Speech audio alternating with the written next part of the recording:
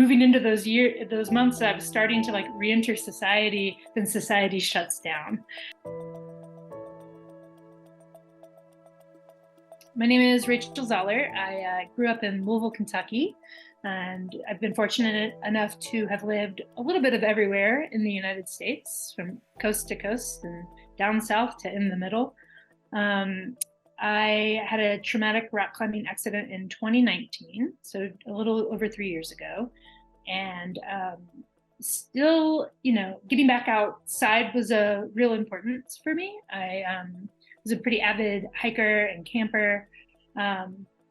And oddly enough, like doing less rock climbing as I was getting older. So it was unfortunate to have had an accident that way and to lose, so much of what I loved, which was just wandering on foot in the woods, right?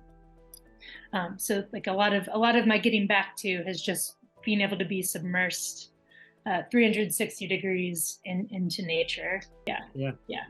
Tell me a little bit about your journey back to being active after your injury. So that was kind of tough and prolonged by the timing of, I had my accident right before the pandemic started. And my recovery was also limited by the fact that I was non-weight bearing. I have an incomplete spinal cord injury, so I have some partial use of my lower extremities, and I do ambulate short distances, but I wasn't even able to put weight through my feet or pelvis for 3 full months following the accident. And then moving into those months, I was starting to like re-enter society, then society shuts down. And it's, especially that first year, it was even outside, can we sit near each other in the summer of 2020? Are we still disinfecting packages? And I was pretty motivated to just also stay as healthy as I could because I was still actively in acute recovery, rehabilitation, 4 to 5 days a week. So a lot of my first year looked like rehab. And then, after that first year, it kind of sinks in, and this is what we're working with. And how do we start adapting that? How do we get out and moving?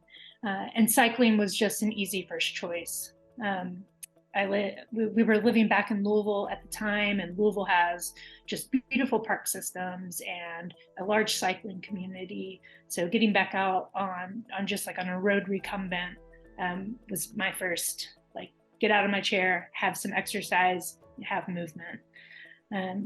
And then I realized that bike was not going to get me to the trailheads. And that's really where I want to be. And a goal I still haven't accomplished yet is a backcountry overnight trip. But I'm hopeful with the right hands on deck that this spring and summer, I might be able to achieve that. I think that's awesome. I have the ability, I just need the support, and the encouragement to do it, because it's a lot of planning. And I think, that's always the biggest hindrance to getting outside, is that I can't manage my bike on its own. I have to be with somebody else to do all these things, to get to the places, to get the bike off the car, and get out, right? Once I'm on the bike, it's great. I have that independence, but there are a lot of obstacles from getting from like the house to the trail. So what were those first, after hand cycling, when was the first time you got to be on a recumbent off-road bike? Production was a little backed up. And so I did just finally received my off-road recumbent with foot pedals in August of 2020. So before the seasons changed in Colorado, I think we got out for 4 or 5 rides. Once on the bike, on the trail, and being able just to like have all the vistas and that movement, it felt like all the hard work and all the barriers to get there was worth it for that moment, for those moments of like fluidity and ease and just that independence on the trail and to be out of my chair. I think there are times I'm sitting on the couch or sitting where else, and it sounds funny, but that I'll forget that I'm a wheelchair user, and then I go to move my body and I'm like, yes. Unless I'm like, but when I'm out in a trail, if I'm going for a walk with my wife and my dog, and I'm in my chair for that trail,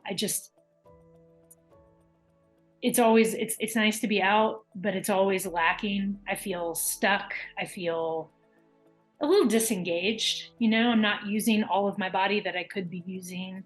Um, it's not exercise for me. It's just a kind of a nice thing to do.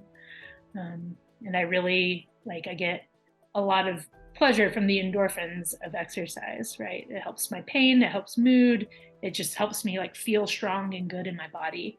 Um, and the bike allows for that. Where do you have any idea where you want that first overnight trip to be if you can do it? It'll likely be somewhere here in Colorado, somewhere in the high country. Um, Ideally, a couple, a ride in, maybe like a lakeside, like an alpine lake overnight, and then pack it out the next day. Of course, I have fears of using catheters in the backcountry and risk of an infection. But I think I'm not too worried about just a one overnight. Yeah. When my wife and I have done numerous multi-day car camping trips, and we've kind of got that down to a science and the logistics of everything. But the backcountry is, of course, a bit different.